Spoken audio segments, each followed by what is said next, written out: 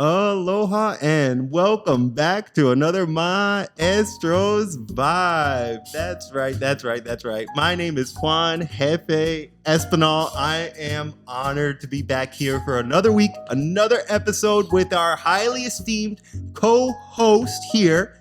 My name is Juan again from Maestros Vibe. I'm going to pass it on over because we are continuing this important community corner conversation about water. Rae, you want to go ahead and tell the people just a little bit about yourself? Aloha. My name is Rhiannon Rae Tereari'i Chandler Iao. I'm the executive director of Waiwai Ola Ohana, formerly known as Waiwai Ola Waterkeepers Hawaiian Islands. And I'm very excited to be here again with you, Juan, to continue our conversations about water with our very, very special guest today. Aloha. You say special guest. And I think that it's extremely important for us to just pay respect. We are in his space. We shared a little bit, just a small snippet at the end of our last episode about who we are honored to bring on the microphone here today. Dr. Rick, welcome to our show. Aloha.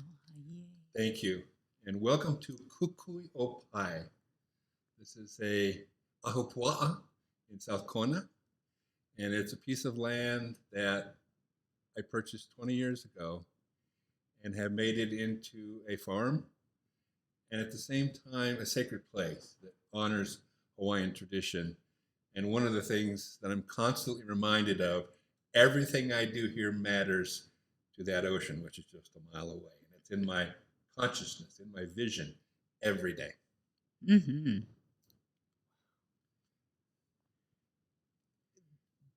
What an important way to start off our conversation, to think about the ocean. Last week, we talked about storm drains. We talked about our effect and really what we as humans do and don't do to change where we live.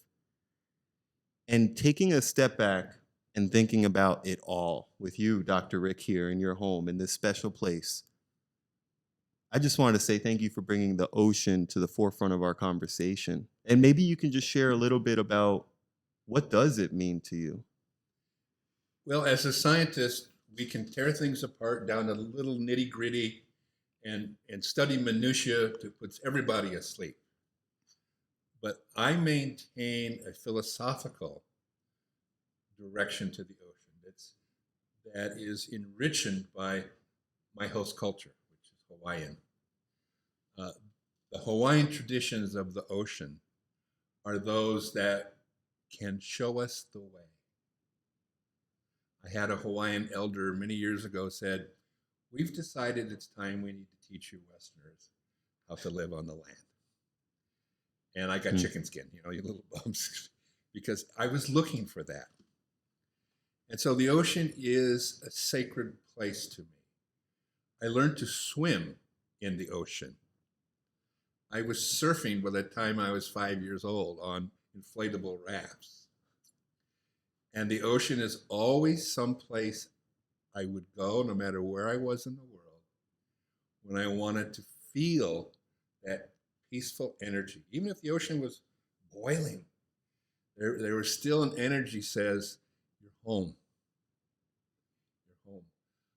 I like to think of the planet Earth as a living entity, like a living cell. And the oceans of the planet are its circulatory system. Mm.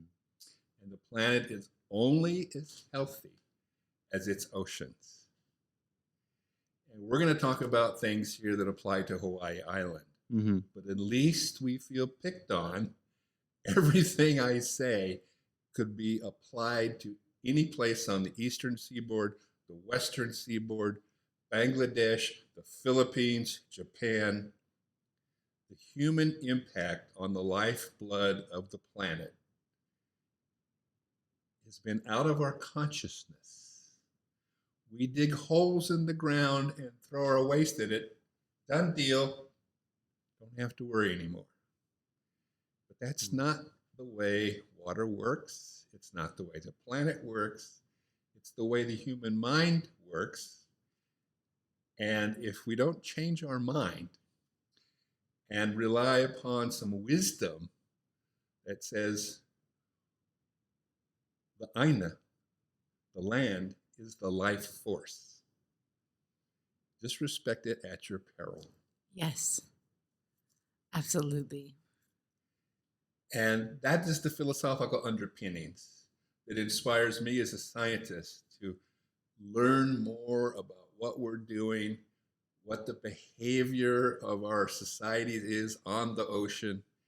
And then it's always, always so important to be able to say, here are a few things that you as an individual can do to make a difference.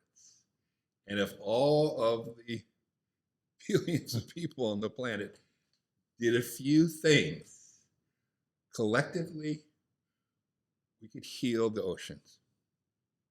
Yes. And it's so easy to be overwhelmed. Mm. In fact, I've been guilty of, one fellow said, anytime you speak, Rick, it sounds like the sky is falling. And that overwhelms people. And when people are afraid, the cognitive brain shuts down. Mm-hmm. That is a physiological fact. True. And so what I hope to be able to do today is to create some inspiration and some hope to shut down that little fear devil that sits in our brain. It's always there, but we can override it. And that is something that you're right. It does make people shut down. And we've got listeners who are teachers. We've got listeners who are kids. We've got listeners who are community stakeholders that create big impact, you know? And I think that's a very important thing to think about. We're not here to try and overwhelm people. Maybe try and take a little bit at a time, because it's easy to feel overwhelmed. In my career, with my training and my experience and the scientific vocabulary, I can overwhelm people in a heartbeat.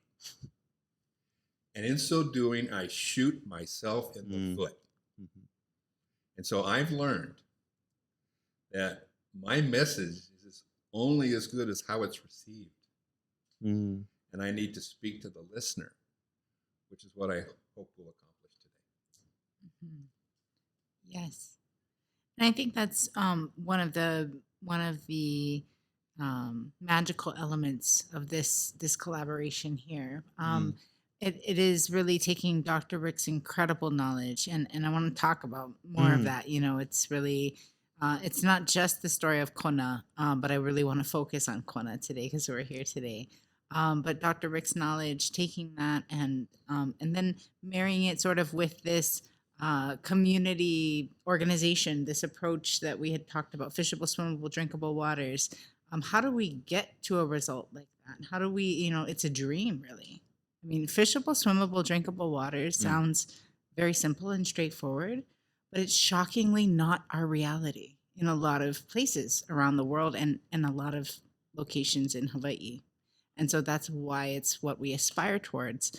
And what Dr. Rick brings is a microbiology background.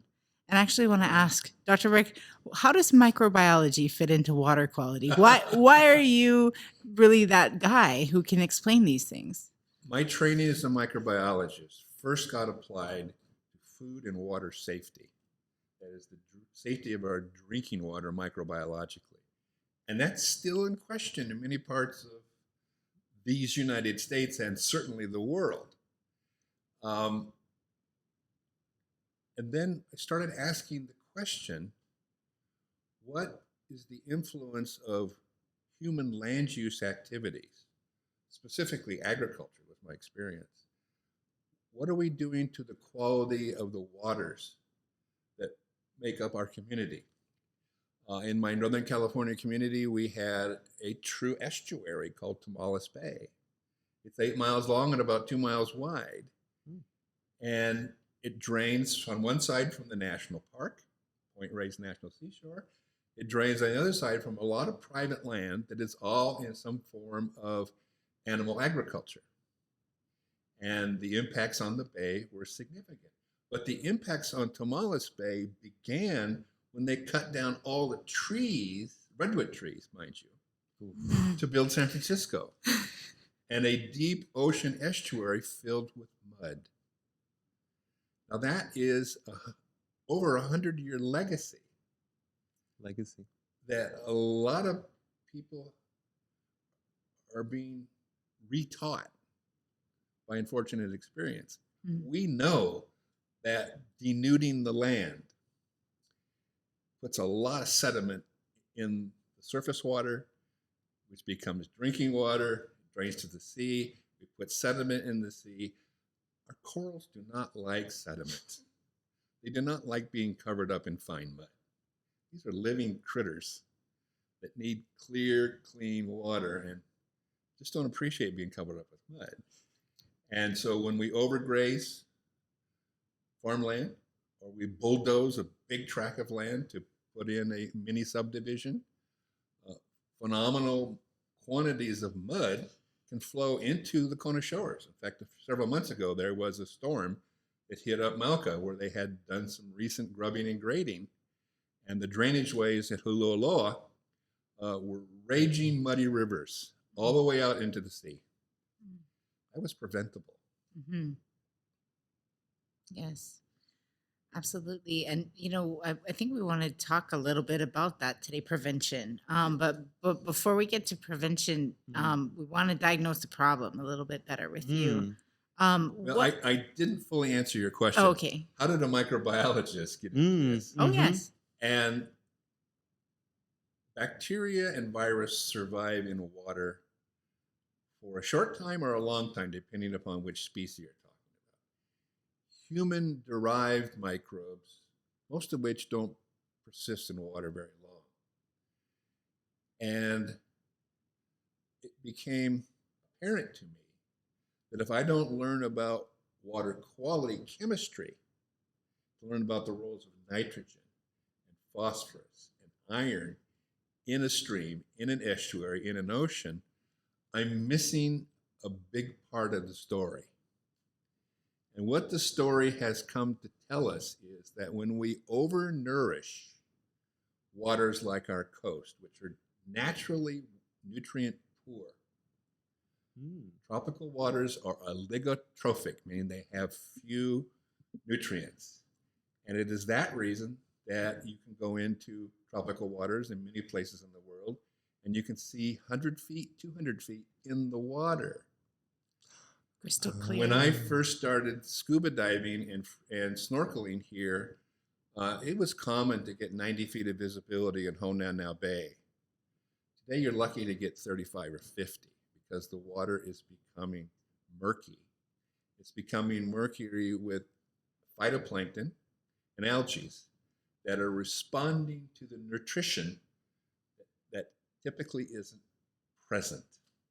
Okay, then these organisms floating in the surface of the water act as sunscreen for the bacteria and viruses that may be introduced into the water, such that ultraviolet light is no longer able to penetrate deep enough and inactivate those microbes. In clear water, 6 to 8 hours of bright sunlight will reduce the bacteria counts by a factor of 10,000 in clear water. And as the water gets murkier and murkier and murkier, that same effect may take several days. Wow. And if a microbe or a group of microbes has washed off of somebody out of their nose and throat, or there's been a leaky cesspit, the sun has been our saving grace.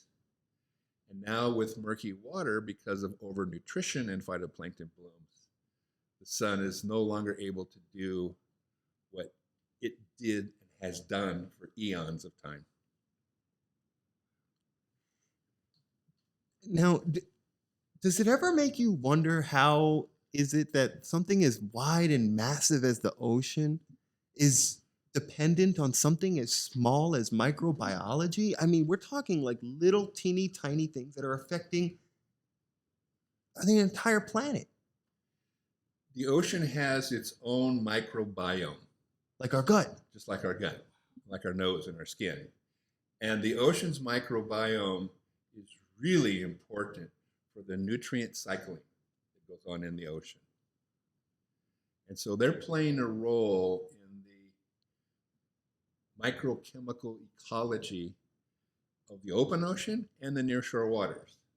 The nearshore waters are particularly unique because that's where sunlight penetrates deep enough to support desirable plant life and desirable fishes and create the nursery habitat for the fishes that use the reef as their nursery that later go on to become open water pelagic fish that are feeding the planet. And the sustainability of fisheries is a great question. But the extent to which we degrade the nearshore reef nursery threatens that even more. You know, would we intentionally put pollution in our child's nursery room? No. And this isn't intentional. This is out of sight, out of mind. I can't see it, therefore it doesn't exist. That's a powerful visual when you put it metaphorically that way, like poison in your child's bedroom. Well, and I think that's one of the, the gifts that Dr. Rick has is to break things down on levels that people don't normally think about them. Microbiology, just like you pointed out, is sort of a whole world, and in a way of viewing the world. And so Dr. Rick has been so instrumental in helping, honestly, different government agencies to see this problem, differently, and community members to appreciate their role in it. And I kind of want to take a step back and just talk about water in a very broad sense. And so, we got to do a deep dive with Darian last week into the stormwater aspects, and that plays a large role in what Dr. Rick is talking about right now, about things washing into the ocean and that nutrients buildup causing algal blooms and kind of throwing off the chemistry of the water. But even before it rushes down the hill as stormwater or wastewater, it has to come out of the ground first. And so do you want to talk, Dr. Rick, a little bit about how water is utilized in Kona in particular, and maybe the impact of the way we utilize water sort of in the long term when we look at climate change as a big factor here? Several hours discussion. Yes. But let me put our island water into perspective. The water under the land that the Department of Water Supply pumps, so we have fresh water when we turn on the tap. First point is most people aren't connected to the fact that they're drinking groundwater that was pumped. It is often called an aquifer. I have trouble with that because in the mainland of the United States, there are aquifers that exist under several states. And the aquifers flows through gravel very slowly from a wetter place up north where glaciers have been thawing, and then moving through the land.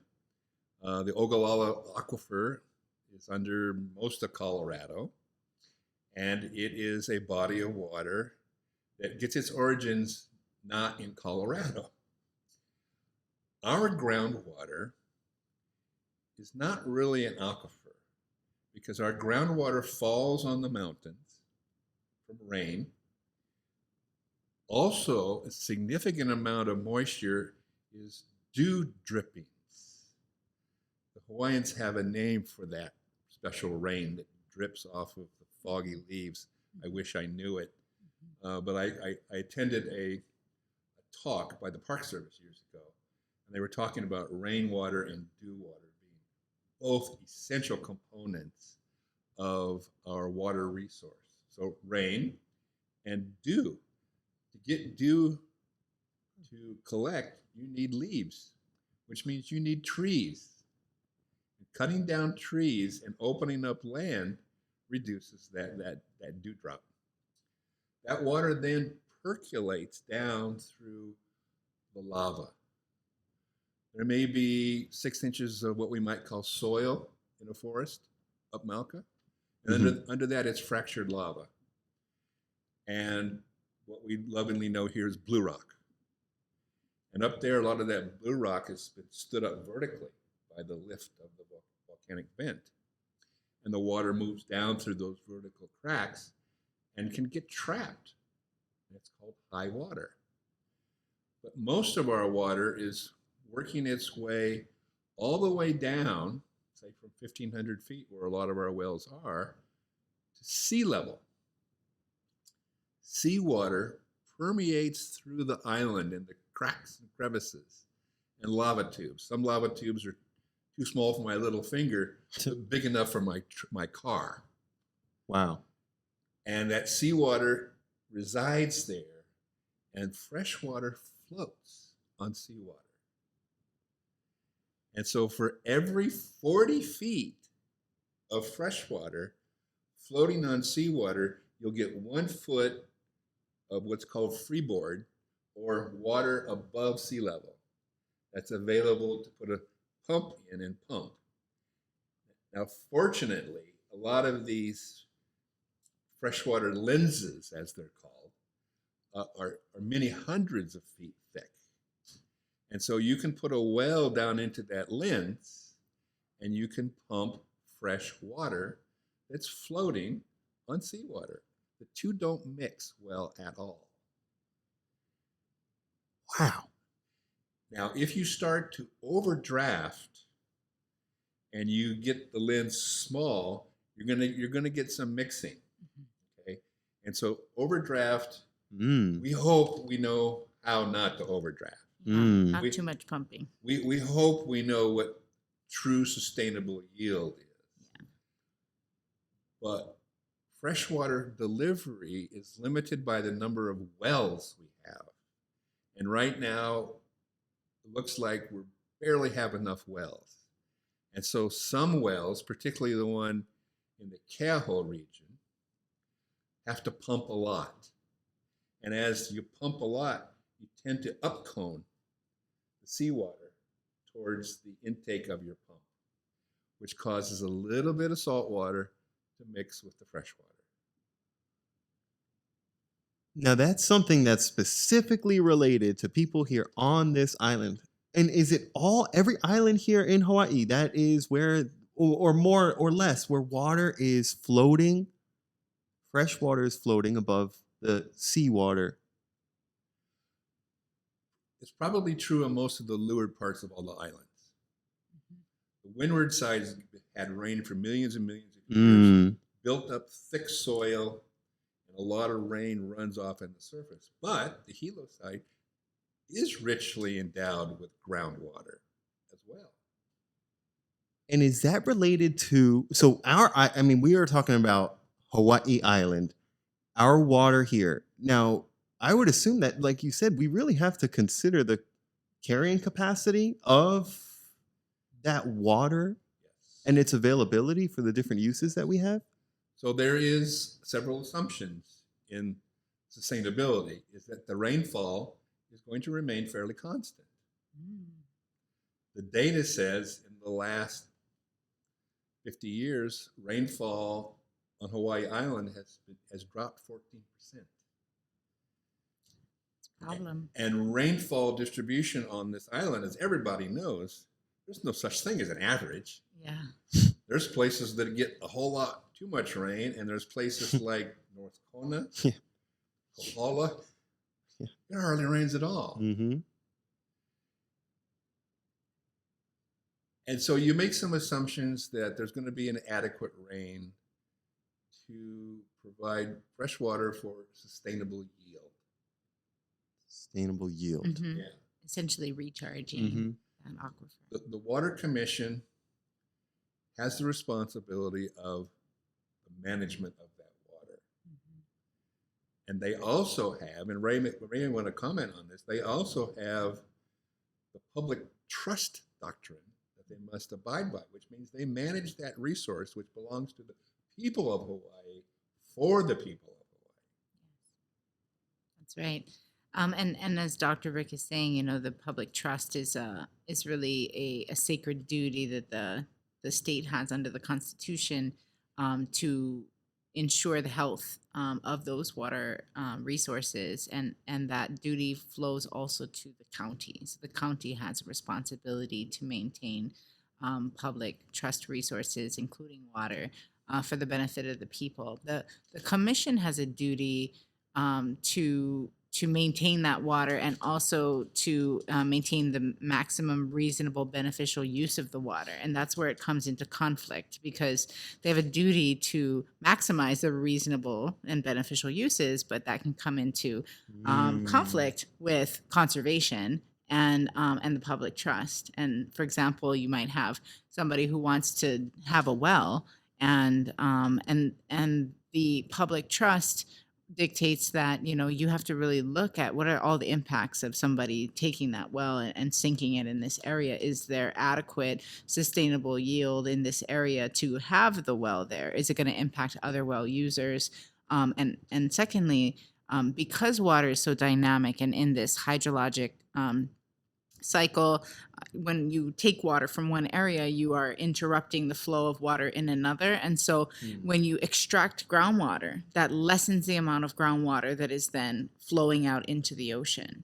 And so what we've seen in places where on a much smaller level, like for example on the island of Molokai, the introduction of a new well can have dramatic impacts on the nearshore waters, because if you're pumping too much groundwater, then you're essentially reducing what Dr. Rick was explaining, that lens of water that's essentially always flowing out into the ocean.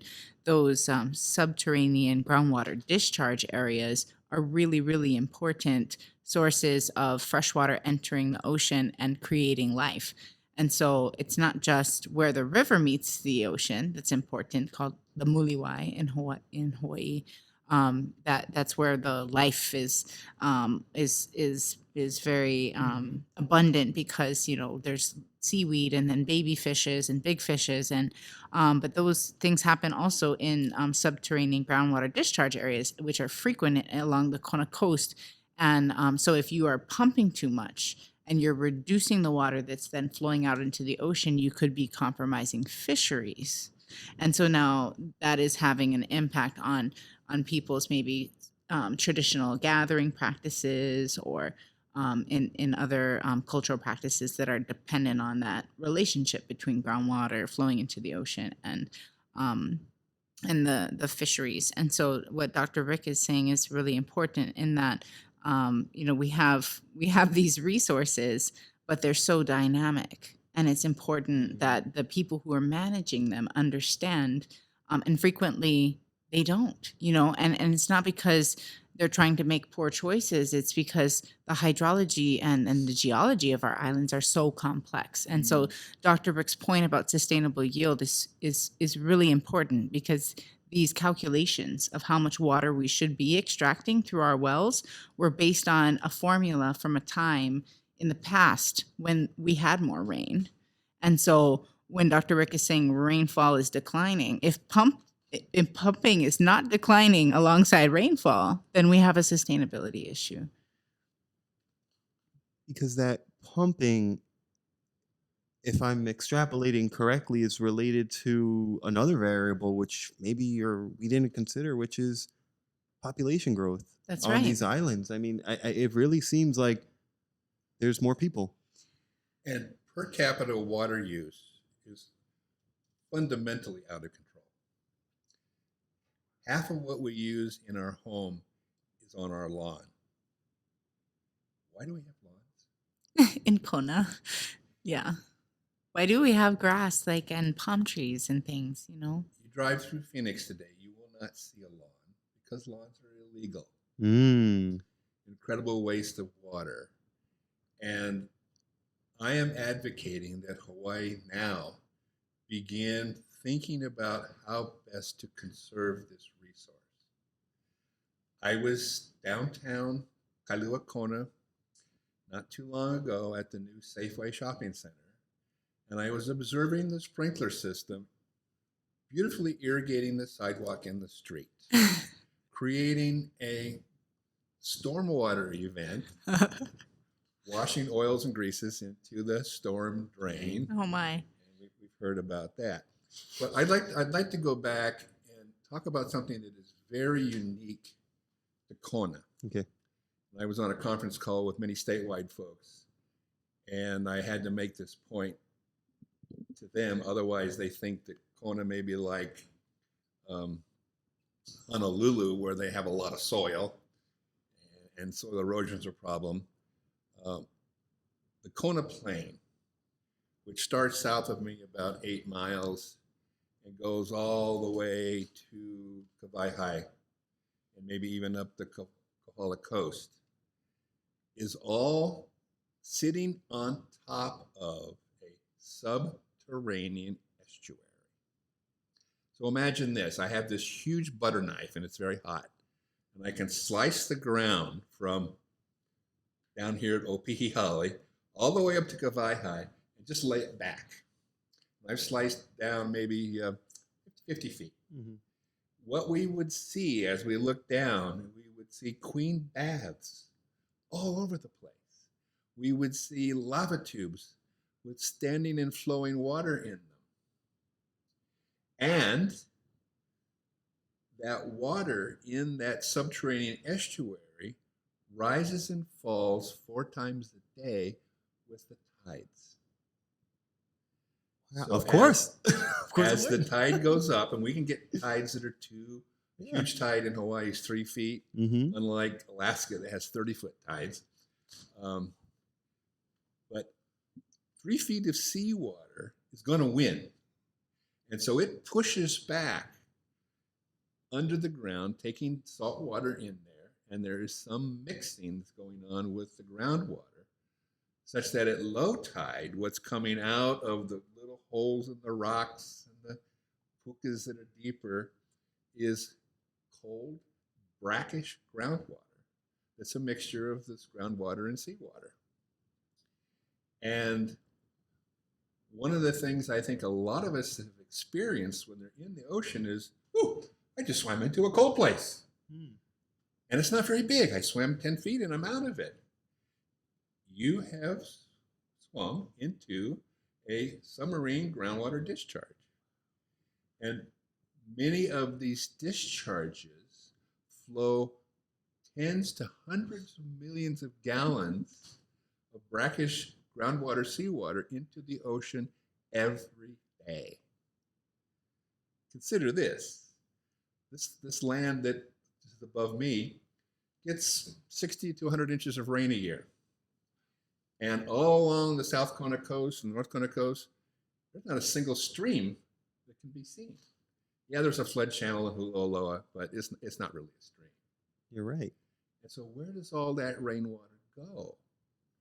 Percolates down through the rocks, floats on the seawater as it slowly migrates to the shore. Subterranean estuary. For people who have been in Kauai, there's a beautiful estuary there that's well studied called the Hanalei River.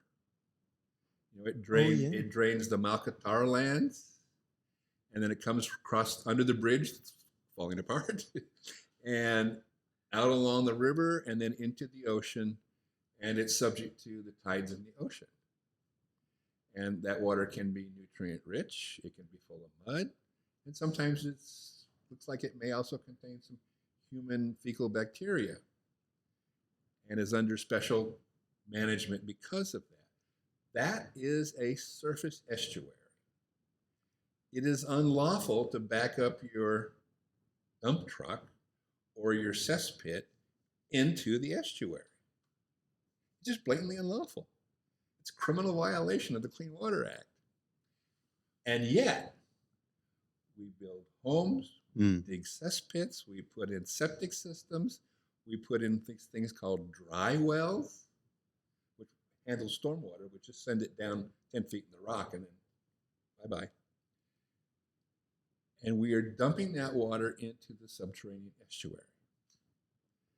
Today, if you went along the coast and you took your thermometer and you found some cold water, there's a 99.99% likelihood that that water will be rich in nitrogen and rich in phosphorus. Now, where do those nutrients come from? Us. We eat protein that contains 6% nitrogen. We eat a lot of food that contains a lot of phosphorus. And it gets excreted a little bit every day in our urine. And where do we put the urine? In a cesspit that drains into the subterranean estuary, which empties into the nearshore coast, which is supposed to be a vital, living ecosystem. And yet we inadvertently over-fertilize it. This was all driven by a public health mantra that says that all human waste contains cholera, typhoid, hepatitis. The list the EPA has on the website is a mile long. And people assume that that's true for all waste all the time. And so this horrible, horrible stuff needs to be out of touch with us. And so put it in a hole, covering it with a concrete lid, it's out of touch in the immediate moment. But it's going to flow to the sea. A lot of it's going to die along the way. And if the water's clear, it's going to die when it hits the sun. But just to put waste underground with the belief that we're really protecting public health is very short-sighted. Because one of the things that's in human waste from time to time are some viruses, like the cruise ship virus, known as the Norwalk virus. Make you very sick for 3 or 4 days, ruin your vacation. But people shed trillions of viruses in their waste. And it only takes 1 or 2 to make you sick. Fortunately, the ocean, when it's clear, the ultraviolet light disinfects the ocean well. We just don't see scores of people getting ill from swimming in our ocean. And that's because the water's still relatively clear for now. Mm-hmm. And that's the work that you're putting you're starting to put those pieces together for all of us, because for all of us, I feel like myself as an individual who can confidently go on the microphone and say, I enjoy the ocean. What I would know and feel and be able to take away is that cold spot that you say, I'm swimming in the ocean and that's all I feel. But there's so much that goes into that little moment. There's so much that is connected there, all the way back to our homes and all the way back to the way we choose to live our lives. It's a deep connection. Yeah. And I didn't make the bacteria nutrient connection until living here. Because where I'm from, the water's just always brown. Probably wasn't that way before we logged the entire California coast. And we used the coastline to dump sewage water. San Francisco dumped raw sewage into San Francisco Bay up until about 20 years ago. That sounds to me exactly like what you were mentioning, that baby, you're putting poison in your baby's room. That is just such an image, like to poison your own bay that way. Mm-hmm. And we do it even today, mm-hmm. in inadvertent ways. It cost San Francisco $2 billion to build a sewer collection system along Fisherman's Wharf, and then pump that sewage over the hill to the Pacific coast side, treat it to a high level, and then pump it out to sea 7 miles. And after LA did something similar with another 2.2, EPA ran out of money. And today, Hawaii County and almost every county in the United States does not have enough money to deal with its sewer water. It's really scary. And going back to what you said earlier, Juan, it's like, these are really compounded holistic issues. When Dr. Rick was talking about pumping and that the rate of pumping really kind of has to follow the rainfall, and you said, oh, but how does that impact, development and people moving here and living here? And the truth is, these things are all interrelated. And so if you have a landscape such as Kona, where it's very dry, and in climate change, it's projected to become more dry in the drier areas, then we're headed into less rainfall for sure. And we yet, I think I read something recently that there's more development projected for Kona than for the whole rest of the state of Hawaii put together. So if you add up all the development in the whole state of Hawaii, that's how much development is coming for Kona in the next 20 years. And so you can imagine that the rate of pumpage is going way up, right, as rainfall is going down.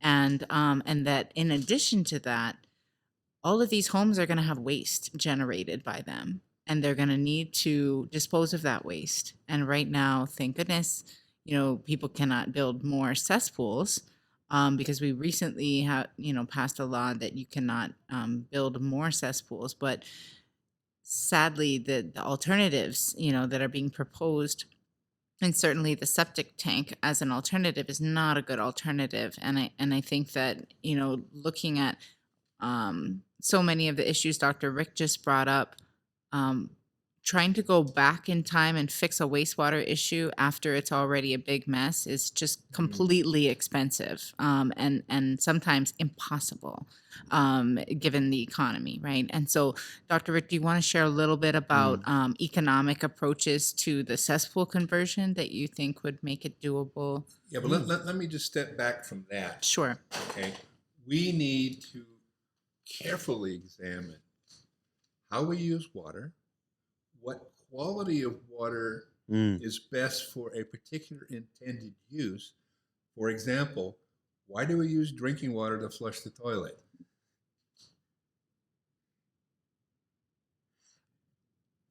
I think in 20 years, that statement will be such a funny statement. Well, there are communities that are recycling water, even at the household level. Certainly, there are buildings in San Francisco that treat the waste from that office building, and they reuse the reclaimed water to flush the toilets. They use water for maintenance and cleaning. And there's even buildings that have reclaimed the water to such extent as it's drinkable. Now that crosses the bridge too far for a lot of people. But the city and county of San Diego is processing sewage waste, generating drinking water quality water. But rather than put it into your pipe to your house, they're putting it in the ground from which they pump to bring it to your house. So it's a little sleight of hand. But perception is something we have to deal with. And I fear that I've done what I've done so many times in the past is be so direct and forceful with my understanding of the way the world works that people just kind of go, oh my God, the sky's falling, the sky's falling. And I want to say it's not. There is great, great opportunity. A homeowner in Kona today has the legal authority to capture their gray water if they can. If your house is on slab, a little hard. But if your house is on stilts and you have access to the plumbing under the house, you can divert your gray water, specifically sinks, showers, and laundry. Kitchen sink water is a little too rich. It's got just too much stuff in it. So that should go with what we call the black water, which is the toilet. And so the waste system of the future will be designed to only handle the black water. Kitchens and toilets will have super low flush toilets, so the volume of water will be less. Today, you can buy a toilet that will separate urine from feces. Wow. It's got a little separate compartment in the front. And if you aim okay, you can hit it. And then that nutrient-rich urine is captured and treated separately. And by not commingling the urine water with the fecal, it's far, far easier to treat.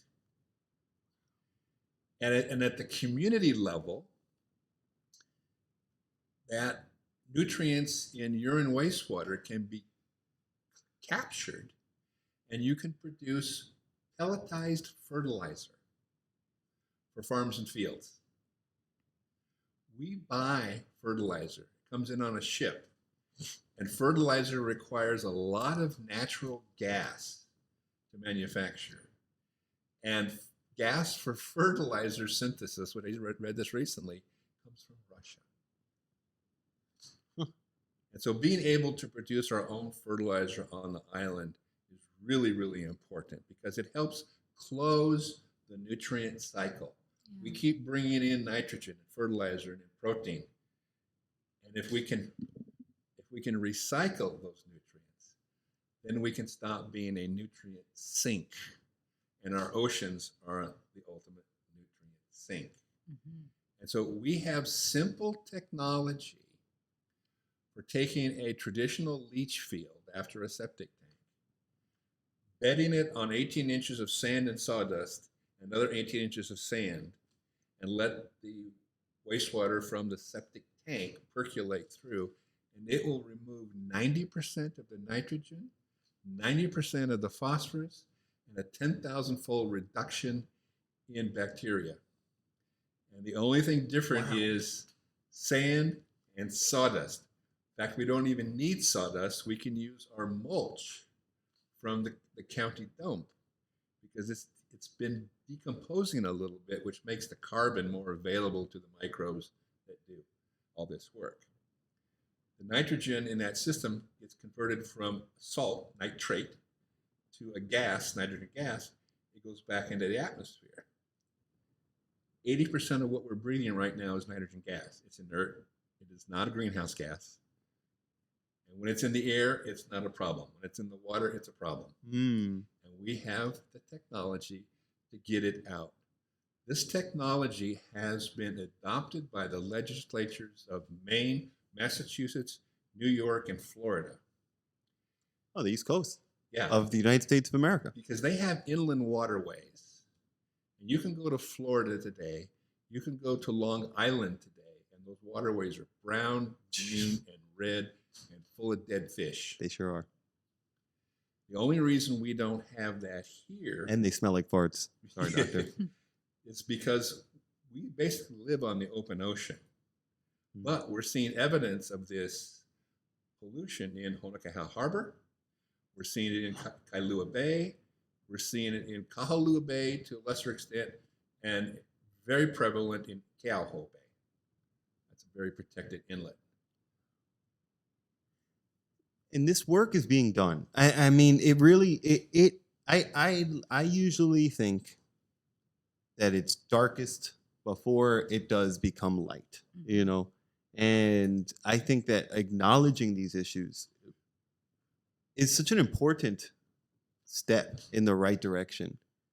And I think being able to take time to respect the work that's being done, some of the important ideas that are being published, I think it's really important for our listeners and for anybody who's out there and learning about this topic and maybe feeling a little bit like they are inclined to learn a bit more. So Dr. Rick, if it was okay with you, I wanted to just introduce a little bit of our literature circle, jump into just some different ideas, some different publications that you'd like to bring to the table to help bring a little more light to this nuanced conversation.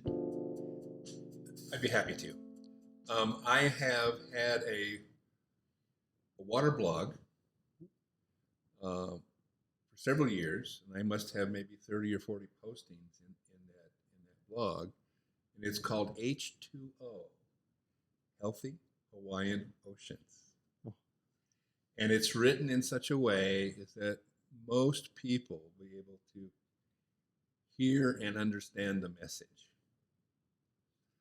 I also have several YouTube videos that I produce that are on my channel, I guess if you will, and I'll provide you with the URL to those. Mm-hmm. And some of these wastewater treatment issues, this cesspool dilemma that we are swimming in, is also discussed. Literally. Yeah, but every time I talk about water issues, I have to talk about the solutions are at hand. Let me illustrate what I'm talking about. The Queen Liliuokalani Trust that has its headquarters there behind Makala Boulevard in Kona. They own hundreds and hundreds and hundreds of acres in trust.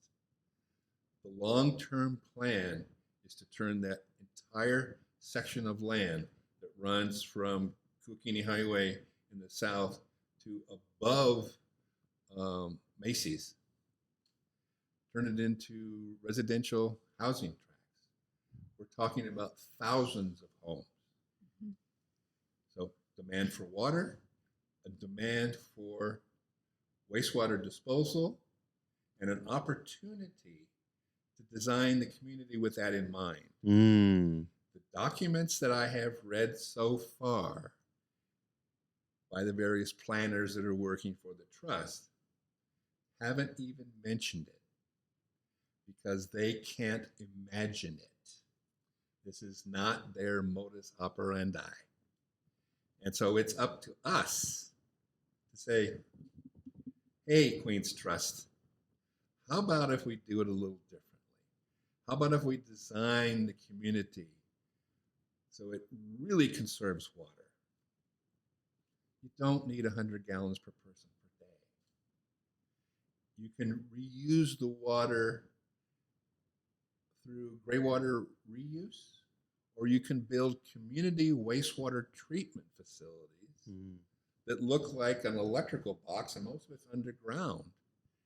And that treatment plant, called a membrane bioreactor, can deliver near potable drinking water, quality water, back to the homes for toilet flushing, for landscape irrigation, car washing, what have you. But the county government has no policy for that Yet. The departments, there may be individuals in the planning department, and I've met a couple of them who are thinking this, but it has yet to get translated into policy. And until it's policy coming out of our county council, it isn't going to happen. And I would really hope and pray that my friend Mitch Roth would take sustainability really seriously and say, okay, folks, this is what we're going to do by 2020, 2030, 2050. Come up with a plan and tell us how we got there. Kind of like what John Kennedy did to NASA. We've put a man on the moon. How did we do that? Planning the future from the future. We can do it. And you're giving us a tangible moment right now. Housing is a necessity. It is hard out here for people to find housing. But along with that necessity comes these other necessities that if you think about in the correct way and you do this research and you learn alongside these blogs and you learn alongside scientists and you plan accordingly, you can make a better decision for our future that will help mitigate those costs that may never actually get our life back to where we had it. Well, the knee-jerk reaction is we can't afford that. And my question is, have you put a pencil to it yet? No, it's just my knee-jerk reaction. They don't say that, but they're thinking it. So if you can cut home water use by 75%, what does that do to the affordability of living there? And our water bills are only going to keep going up. Energy and water availability, and the cost of operating a huge water delivery system.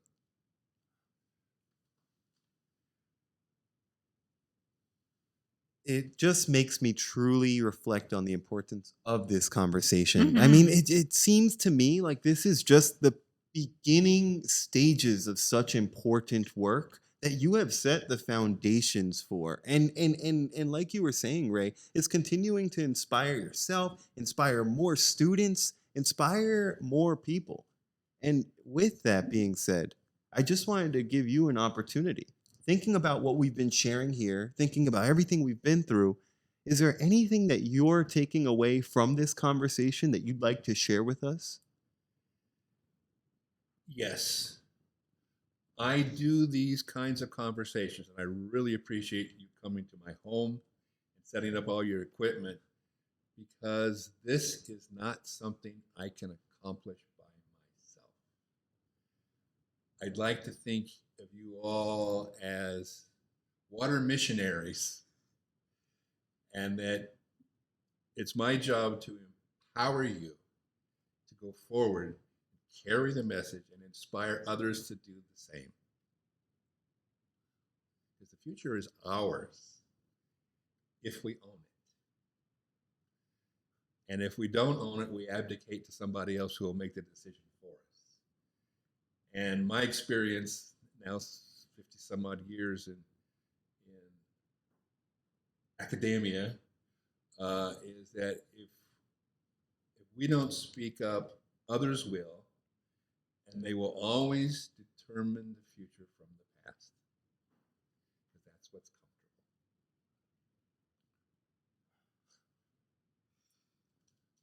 Absolutely. And Dr. Rick, thank you so much for your work. I mean, honestly, I don't know where we would be right now as a community talking about sustainability, and the science that you have. I really encourage people to follow these links. Go to Dr. Rick's blog and read some of the work that he has done, because it is so illuminating about our issues. And it's not about being overwhelmed, or that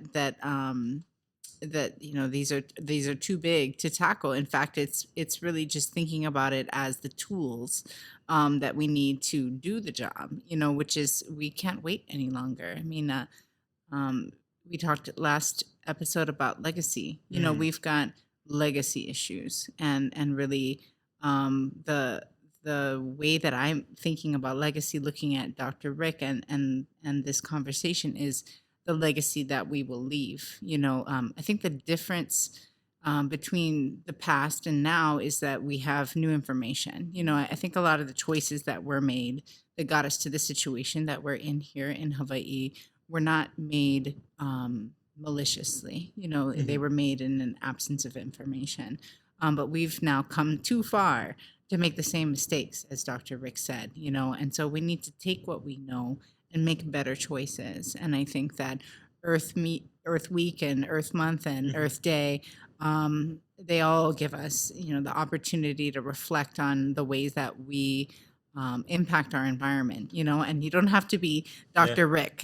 Dr. Rick does so much for the planet. I think that it'd be hard to aspire towards being exactly like Dr. Rick, but if you could do just one thing differently, if you could be doing something in your yard differently, if you could be an early adopter of reusing your gray water, think about what an impact that would make on a collective scale. What would it be, like Dr. Rick mentioned, to do xeriscaping, where you're using native plants that don't require so much water, and that we're not spending 75% of our water usage on our lawns, and instead we're saving all of that water for the future, for future generations. And so it's really inspiring to just think about any of the things that Dr. Rick talked about, and the ways that we might be able to implement them as a community, as individuals, and how all of this might resonate with the decision makers who ultimately need to make some policy changes that will help us get there, I think, a little bit sooner. So I'm just so grateful for this time today, and for you also, Juan, for giving us this opportunity to talk story about water. We managed again to talk about fishable, swimmable, drinkable water in just all of the things that we have shared. And really, it's an honor to do this work. Thank you. Absolutely. This is a privileged place I feel I sit in, and it's something that to all our listeners and our viewers who maybe took all this information, or anybody, and you feel and you feel like, well, maybe everything will work out, or maybe everything might go terribly, you know? When I think about all of that, and I wrestle with my own anxieties, something that's been taught to me that helps me wrestle through is you're really imagining, what if it all works out? And what if we do start planning societies and communities that are mindful, And it really helps me to think that there is this possibility, there is this imagination and this hope towards a better future. And I think that it starts right here. And I am just so grateful for this opportunity, this time, this space. And to anyone who's been tuning in, to our viewers, please continue to check us out. We've got another opportunity this upcoming week where we're going to be sharing even more opportunities for you to make a difference. We encourage you highly to go ahead and follow Dr. Rick's blog, Dr. Rick's YouTube page, because it's got an infinite wealth of information that is so important for us to take in right now. If you like these sorts of conversations, go ahead and follow us on YouTube at Maestros Vibe. And if you really appreciate what we do, go ahead and check that Patreon link in the description. Everything we've talked about here is going to be in the description. I just am so grateful and want to give everyone a big mahalo as we say, hui ho. Mahalo. Aloha.